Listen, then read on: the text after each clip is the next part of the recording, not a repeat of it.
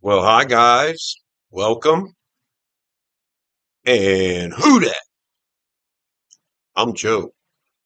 And today I'm going to be talking about our beloved, bless you boys, in black and gold, the New Orleans Saints. We're going to do a training camp breakdown so far. We're going to look at a roster update. We're going to talk about all of the position groups.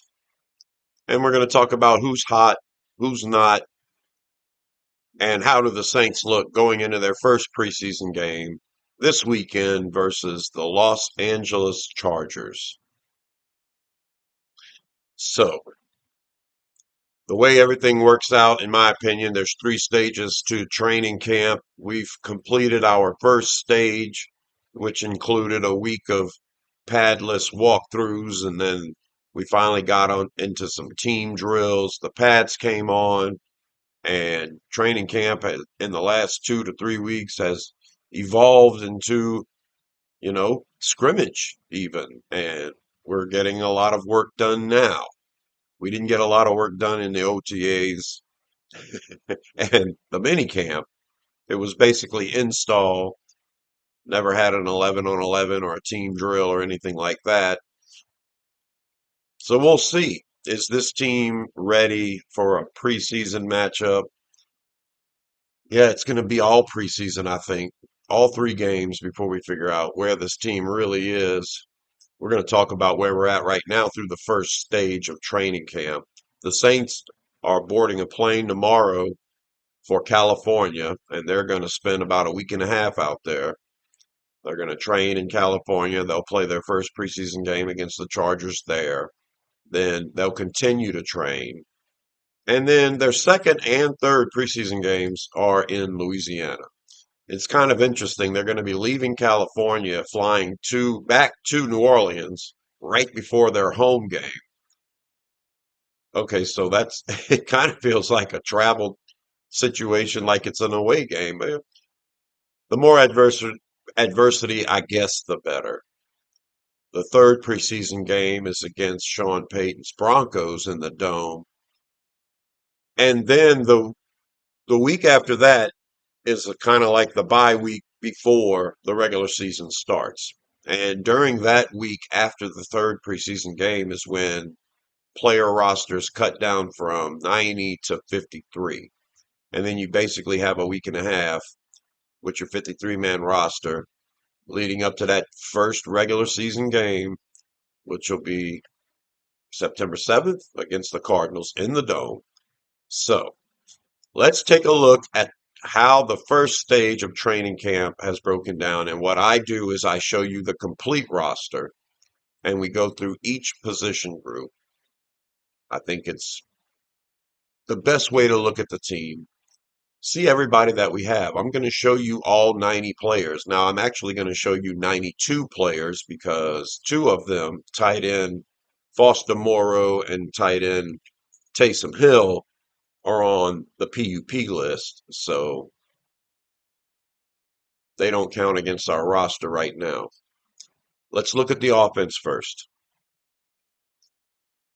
There's our beautiful boys in black and gold. Right now, the offense has been struggling in training camp as a whole. They have some moments, but typically early in training camp, you have this situation. The defense seems to be further ahead than the offense. We have a new system being installed on both sides of the ball, so I don't expect a lot of perfection out of the group. But these are the guys we're working with right now. Let's start at quarterback. That's the number one thing everybody wants to know. Well, it looks like Tyler Shuck is playing like a rookie, playing like a guy that should have been drafted in the third or fourth round. And it looks like it's going to be a while. Now, maybe he catches on in the second and third stage of training camp.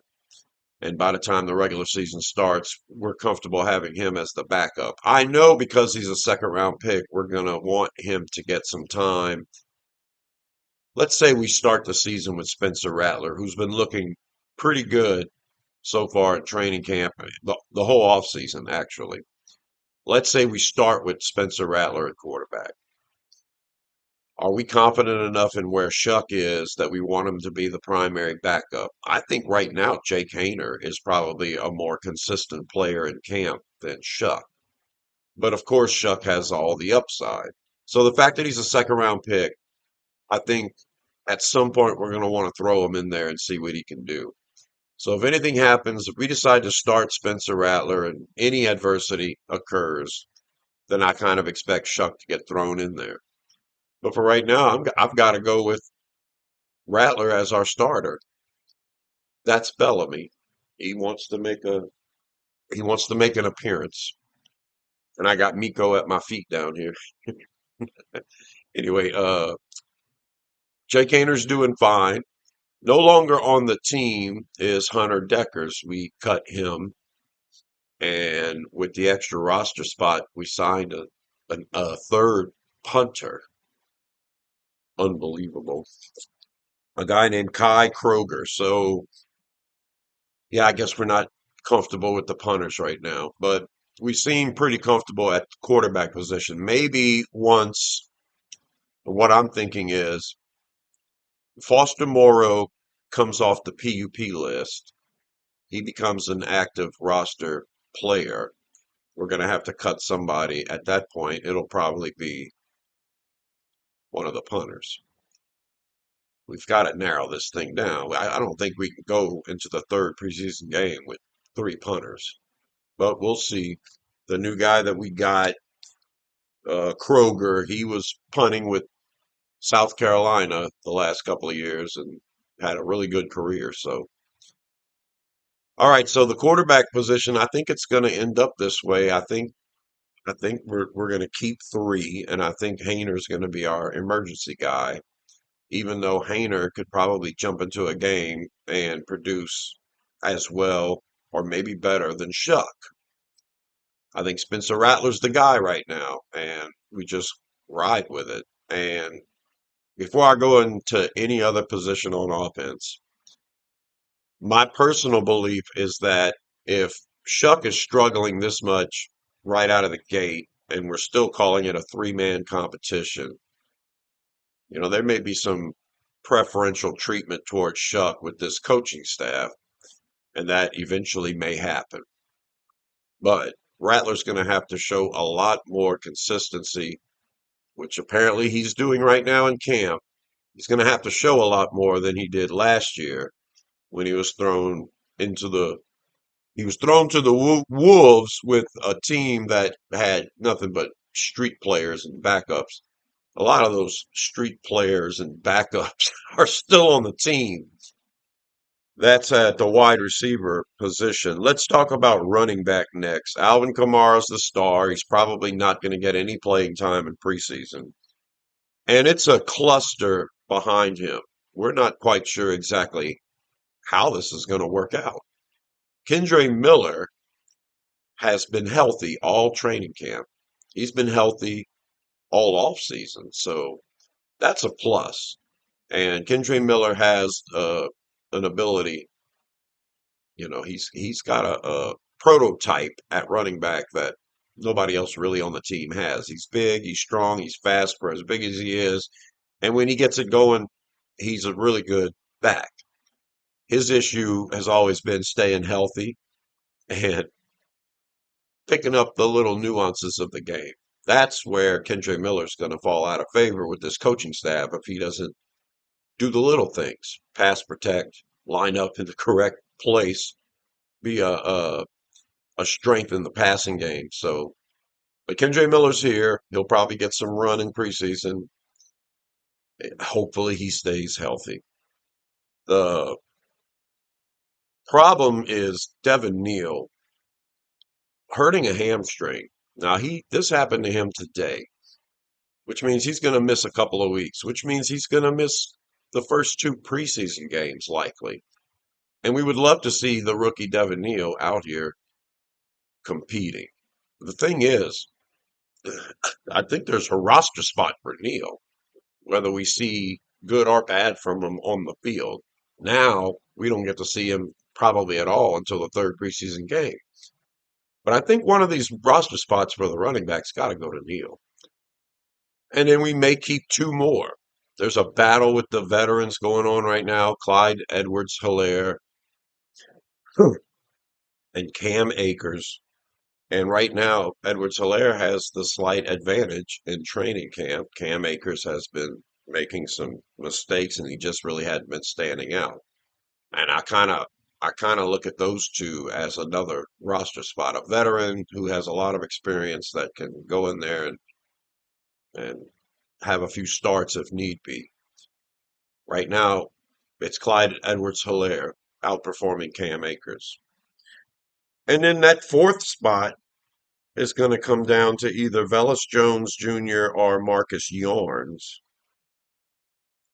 And I think Marcus Yarns is perfect for the practice squad. Velus Jones Jr. has return ability. He also can play wide receiver.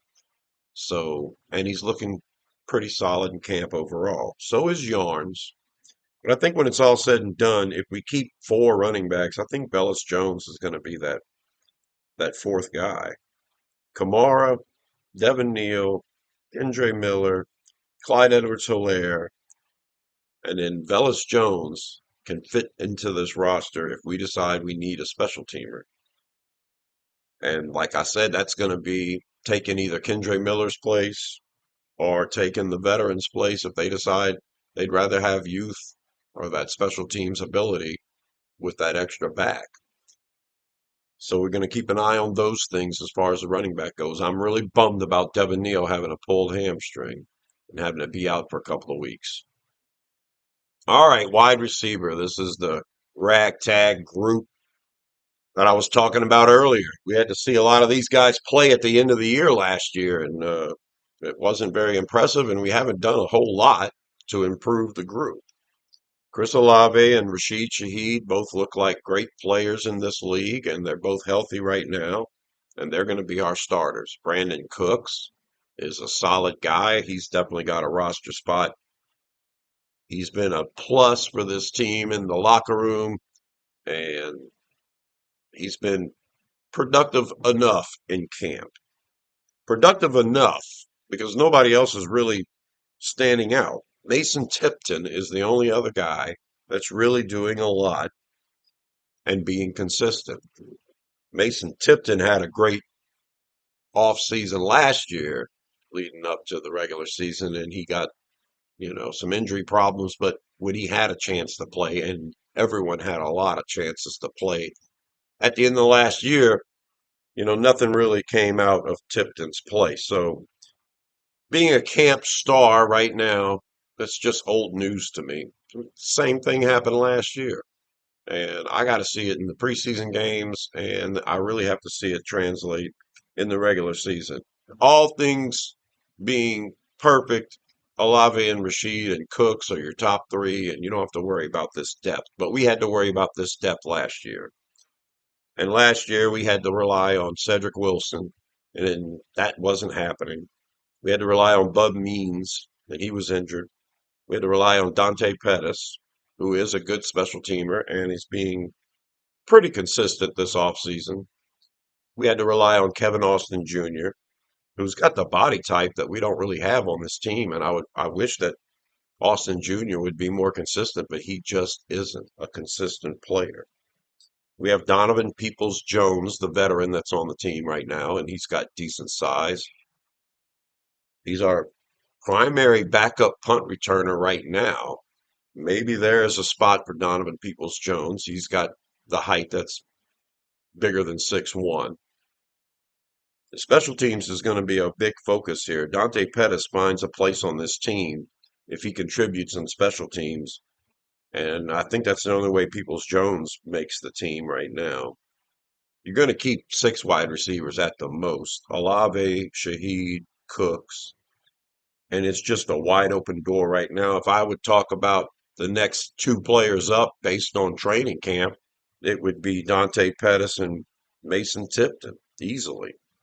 Cedric Wilson is a great run blocker, and I think there's a place for him on this team, but he's not doing anything special in camp.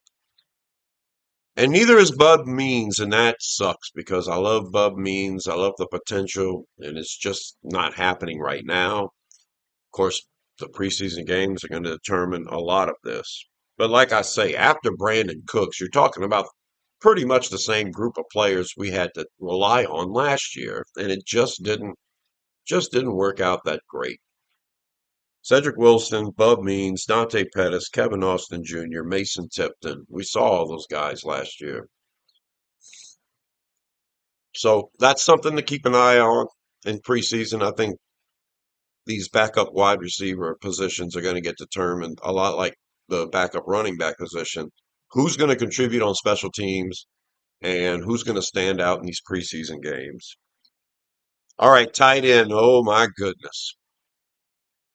We've just got everybody injured right now. Juwan Johnson hurt himself, groin, and he hasn't really practiced all that much this past week. Gives us a chance to look at other players since Foster Moreau and Taysom Hill are on PUP as well. You're talking about Jack Stoll and Michael Jacobson getting a lot of the run. Trey Welsh was doing okay, but he suffered an injury this week as well. And we're not hearing a lot about Mataval. And the only thing we've heard about Seth Green so far is that he dropped a touchdown pass in the scrimmage. So tight end's an issue for me right now. We're going to go into this first preseason game with Jack Stoll and Michael Jacobson as our top two tight ends. Well, we're going to see a lot of opportunity here for Matavao and Welsh if he can play, and Green as well. They'll have a chance to show something. Not very excited about this tight end room. Not until we get Morrow back and Juwan Johnson coming back from a groin. Do we even see him in preseason at all? We'll see. All right, offensive line. Yeah, I'm worried about wide receiver. I'm worried about tight end, and I'm worried about the backups at offensive line. Your starters, Kelvin Banks, Taliesin Fuanga, Trevor Penning, Cesar Ruiz, Eric McCoy. That's set in stone. They've been the starters this whole time in the offseason, and that's going to be your starters. Regardless of how much Penning might struggle in these preseason games, I think they're going to keep him out there. I think they want this to work. A lot of moves have happened here, though. We released Josh Ball, who was a veteran tackle, and we signed Jonathan Mendoza. He was a tackle with Louisville. So yeah, we drafted a couple of Louisville players. These guys probably vouch for him. Mendoza's 6'9", about 318 pounds. So he's a really big dude. I think we just need a body there. We brought in Wesley at tackle not too long ago, and Ezram is a seventh round pick from last year, but Ezram never played offensive tackle, but maybe 2 years his whole life.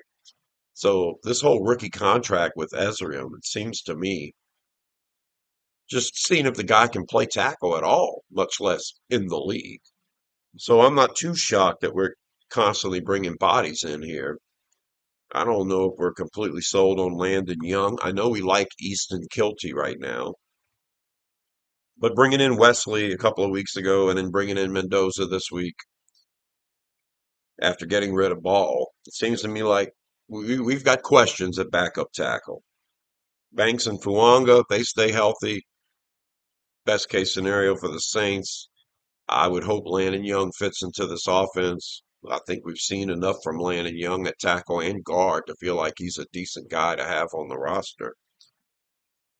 And we'll see if Easton Kilty can pick up a spot on this roster because right now it looks like Kilty's the better of the options after Young. At guard, Trevor Penning and Cesar Ruiz, your starters. Dylan Radens, primary backup, but we brought in Shane Lemieux as well. That's because Nick Saldiveri hurt himself. He hurt his knee. He's being placed on IR. So Nick Saldiveri is going to spend the rest of this season inactive and off the team. And yeah, he's still got another year under contract with the Saints, but this year's gone now. Saldiveri wasn't making much of a push to begin with. Bringing in Shane Lemieux, I think it's a good move. we had Saldiveri and Shane Lemieux on this team last year. We had open spots for both of them to play, and Shane Lemieux outperformed Saldiveri every which way. So I think picking up Shane Lemieux off the street just made our team better when you're talking about Nick Saldiveri as the guy he replaced. Saldiveri just has not done a thing for us. Kyle Hergel, I think he looks fine at guard. He's having issues snapping the ball at center. He's probably not going to make the team now that Shane Lemieux's in the mix. It's the same thing that happened to him last year. And Torricelli Simpkins. This is an undrafted guy who has a chance. Simpkins can probably play tackle, and he's listed as a guard here, so uh, that backup tackle spot is something. I mean, Kellen Moore said in the next couple of weeks we're going to be playing different offensive linemen in different places just to see the versatility of some of the guys we have, and that may solidify these backup spots in the coach's mind. If Simpkins can highlight as a tackle, if Hergel can actually highlight as a center and snap the ball, that kind of stuff. Speaking of center, Eric McCoy's our starter, of course, but I don't think we're going to see McCoy all preseason. You know, if the starters go out there and play a drive or two, that might happen in the second game or third game. It should happen in the third game, but Will Clapp will probably get the start at center this weekend, and he'll probably get the start at center for the majority of the preseason games. I do. I would like to see Shane Lemieux and Kyle Hergel get put at center for a little while too. You know, you need to have some backup here. So, so yeah, we're gonna see how the backup offensive linemen do. I don't think our starters are gonna play this weekend at all, any of them, even the rookie. Now, if Kelvin Banks goes out there and plays, that would be beneficial, being that he's a rookie. But like I said, the depth is so thin. Well, let's keep an eye on that this weekend. All right, that's the offense, and I've talked about all of the players who have struggled and players who have looked good. Right now, I think your MVP on offense so far in training camp would have to be Rashid Shaheed. I mean, Spencer Rattler's staying ahead in this quarterback competition, and that's great. Shaheed's coming off of an injury, and he's looked as fast as ever, but he's put on 10 pounds, and he's getting a lot of work done besides just deep go routes. He's doing a lot of work in the middle. It looks like he's getting better in his route running. He's always had very good hands. And yeah, I would say the MVP so far in camp for the offense has been Rashid Shaheed. Alvin Kamara is a stud, always has been. And Mason Tipton's the guy that's, you know, the camp star as well. But we haven't seen that translate yet, and I hope it does. The only other person I'll mention on offense, Kelvin Banks Jr. He looks solid. He doesn't look like a rookie out there. He can get he can get educated by some of our pressure packages right now. But but yeah, he looks he looks great for a rookie. But he is a rookie. All right, let's look at the defense now. I'm going to pull up the full defense and then we'll talk about each position group. Those are the guys we're dealing with right now, and there haven't been any changes as far as the roster goes from the last update. I typically do a roster update every week when I'm covering the Saints during the regular season because there's constantly positions shifting. When the Saints cut down from 70 to 53 players like every other team after the third preseason game, any player that you release from your 70-man roster is typically a waive, and any team can claim your player off of waivers. So the Saints will as well be looking at all of the players that are getting waived. And I think on offense, a position group that the Saints will focus on probably is tight end and offensive lineman. And then on defense, it all depends on what they're looking at. I mean, I'm not sold on the front defensive line right now, and I don't think anyone, I don't think any team around the league is going to be releasing anyone that's great. But there may be a bottom of the roster guy the Saints might be interested in on defense, and if that happens, in my opinion, thinking about who's going to get released and where we lack at, I think it's defensive line. So let's look at our defensive linemen: Brian Bresee, Nathan Shepard, Vernon Broughton, Jonathan Bullard. I think those are the four defensive ends that we're going to keep. Broughton hasn't been a standout. He's been pretty much relegated to the third team. He gets some first team reps lately, and he's been getting some second team reps, but he's basically been relegated to the third string. And being a rookie, Vernon Broughton, a guy that we drafted in the third round, I was kind of expecting him to make an impact versus the run this year, but he's not getting a lot of reps. So the fact that Broughton's not getting a lot of reps, and then we brought in Bullard as a run stopping defensive end, kind of tells me that we're worried about depth at defensive end. We're worried about our ability to stop the run at defensive end. Ryan Basee's always had that issue. Nathan Shepard would start the run downs over Bresee, and then Bresee would come in and passing downs. Bresee might be better suited in a 3-4 defensive end fit instead of a 3-tech defensive tackle.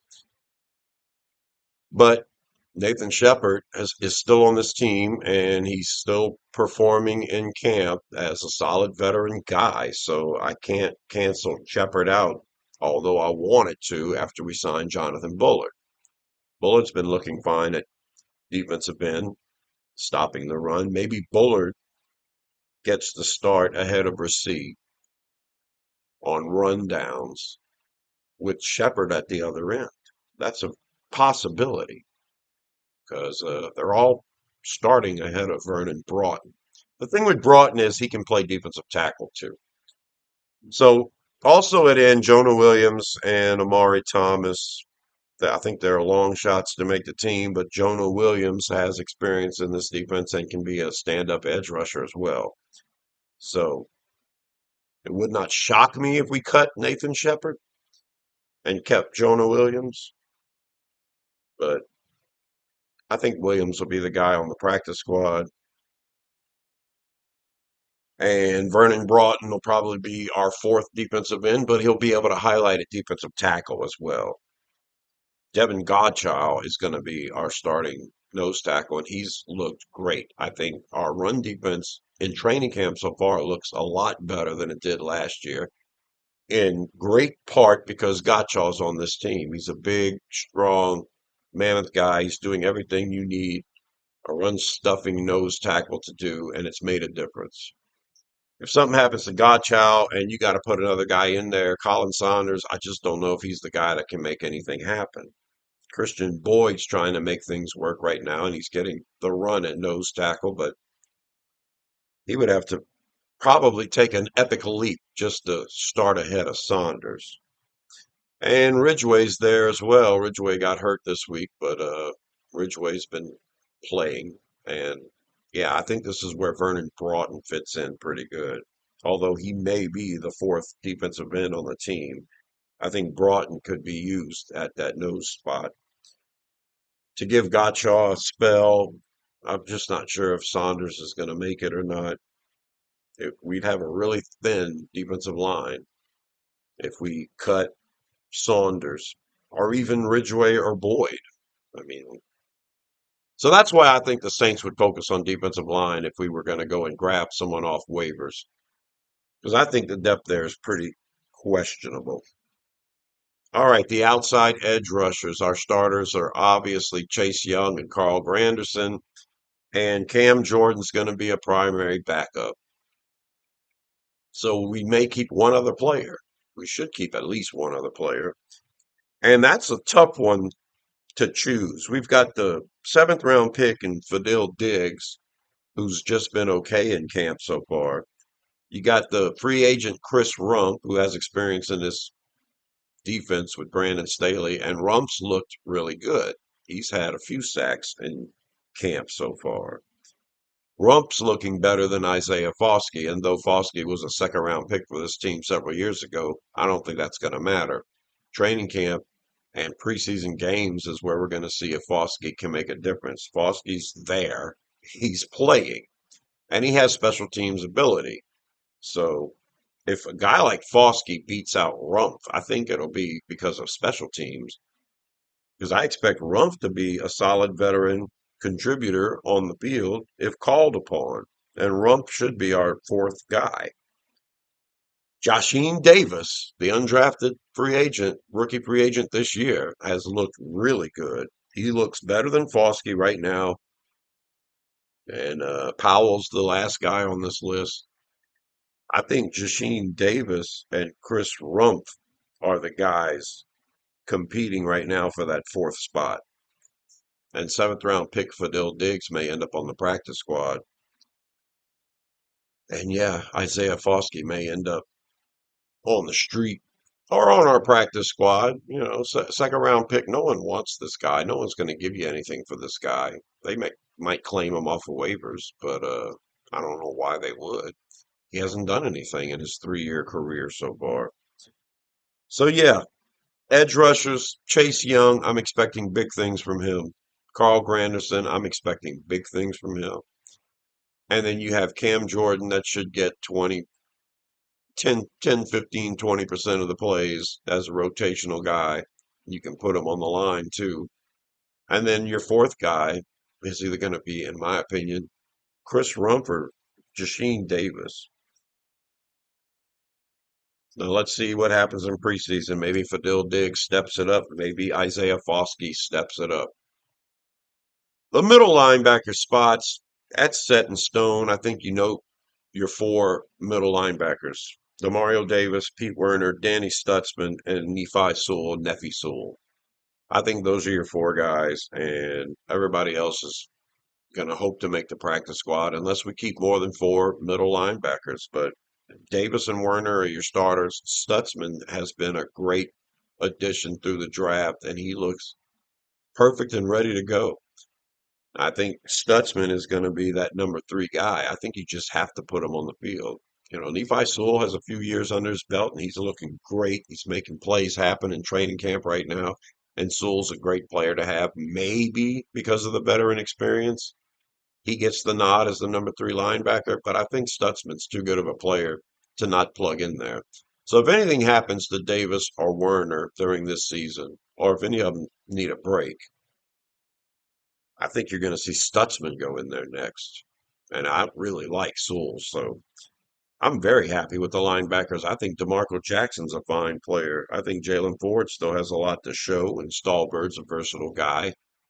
Yeah, any of those guys on the practice squad would be nice. Jackson has special teams ability, so but Nephi Sewell is actually a stud in special teams, and I think he's got that fourth spot locked up. The cornerbacks, Alante Taylor's the man. The star so far of camp is Kool-Aid McKinstry. Kool-Aid McKinstry is taking that second year turn. He's healthy. He's lost weight. He looks like the player out of Alabama that we drafted last year in the second round. And he looks better than he did last year. And this defense probably suits him pretty good. And he is making a lot of plays in camp. I would say Kool-Aid McKinstry is the stud of camp so far on the defensive side. I think Isaac Yiadom has looked very solid. I loved Yiadom when he was with this team. People talk about Yiadom with the caveat of, well, he's not really a starter. He can probably fill in for you, but can he start a full season? And, you know, when you think of Alante Taylor as a nickelback, then you need another starter opposite Kool-Aid McKinstry. So our third cornerback is basically going to be a starting cornerback in nickel or multiple DB sets. So Yeah, Taylor's a starter. McKinstry's a starter. Who's going to start opposite? And I think Isaac Yadam's a great player. He had so many pass breakups when he was with the Saints before. I think Brandon Staley knows what Yadam's capable of. They were together last year in San Fran. The only thing we need to see is whether Quincy Riley can play as good as Isaac Yadam. Can Quincy Riley, as a rookie, give you the same output you're going to get from Isaac Yadam? Riley's been running with the second team and third team all of camp, but today at camp, Riley got some run with the first team. And I think this is all leading up to the preseason game, first preseason game coming up, where we're probably going to see Quincy Riley starting a lot. So Riley may be breaking into that starting rotation. That was one of the camp battles I focused on in a past video. Isaac Yadam versus Quincy Riley. And you can't forget Rico Payton or Rajon Wright, who both have been with the team for a couple of years now, and they're both undrafted guys, and they're both very productive. We're going to see a lot of them in preseason, and they're probably going to make plays. It becomes a numbers game after that. Price and Beenum are your other cornerbacks, and Price is a punt returner, and he can contribute in special teams. There may be a place for him, but it becomes a numbers battle with the DBs. I think you keep 10, and I think you need at least four cornerbacks. And there's just a lot of bodies here. The safety room is clogged right now. And I think the safety room is one of the best on the defense. The linebackers are great. ESPN seems to think our edge rushing room is great. But I really like the safeties too. Justin Reed and newly signed Julian Blackman will probably be your starters. And they're both very versatile. Jordan Howden had a great practice today.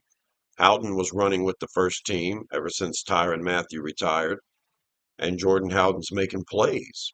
That was an issue with Howden last year. He had a bit of a sophomore slump, but in both of his years with the Saints so far, he hadn't really been a playmaker. He's making plays in camp, and he's getting a lot of starts, but I think Julian Blackman's too good of a player to leave off the field. Reed's going to be out there as well. So you've got a nice backup in Howden, and you've got a nice rookie in Jonas Sanker, who looks pretty good at times in camp as well. Sanker's definitely going to make this team. And JT Gray is a special teams ace. He's been dealing with an injury, so he hasn't been participating a lot. And if they value JT Gray's special teams ability, which they should, because he's one of the best in the league, then you got to find a spot for JT Gray. But there's not a lot of spots here at safety. You keep Reed, you keep Howden, you keep Blackman, you keep Sanker, you keep Gray. That's five. And you're still looking at two players who are very versatile in Terrell Burgess and Ugo Amadi. Both guys can play corner. Amadi can play nickel. Burgess can play nickel. Right now, Burgess and Amadi are your primary backup nickelbacks. So that's where the DB room gets interesting. You can consider Amadi and Burgess as nickelbacks, potential star players in this defense, guys that can do a lot of everything. And both of them play in special teams. Amadi's a returner as well and a coverage guy. So a lot of bodies on at safety. Right now, I think Sanker's been looking pretty good. Howden's been looking pretty solid. Reed has been very consistent. Seems like a natural leader in the DB room. And Blackman, in the short time that we've had him, just in the last few days, has worked his way immediately into the starting lineup, and he's making plays. So safety room's looking good. And the only other positions to talk about are special teams. Long snapper Zach Wood. Like I said, we have three punters now, so Matthew Hayball and James Burnip must not be producing very well for us to go and grab Kai Kroger. How do you split up punting time in preseason games? We'll see. Blake Groupie has the kicking job. Blake Groupie is basically automatic. He only missed 4 kicks last year, 27 out of 31. And because the team was so bad, nobody really talked about how great of a year that is. It is a great year. And right now, he's only missed 1 kick through camp. He nailed all 5 of them in the scrimmage the other day, including a couple of 50-something yarders. And yeah, I think we got a really good kicker in Blake Groupie. So we keep Charlie Smith on that exempt roster spot one more year. Then next year, Blake Groupie becomes a restricted free agent. And yeah, we're going to have to make a decision at that point. Charlie Smith, you've got one more year to improve that accuracy. So that is the roster breakdown so far. All 90, 92 players that the Saints have on the roster right now. I've talked about the players with the highs and the players with the lows. I think before the third preseason game, I'll come up with a 53-man roster prediction, my final one. And then after the third preseason game, we'll have the cut down to 53 and we'll see where we're at. I'm certain the Saints are going to sign somebody that's waived, and there'll be some shuffling at the bottom of the roster. But I'm going to keep you posted on all of it. I'm Joe.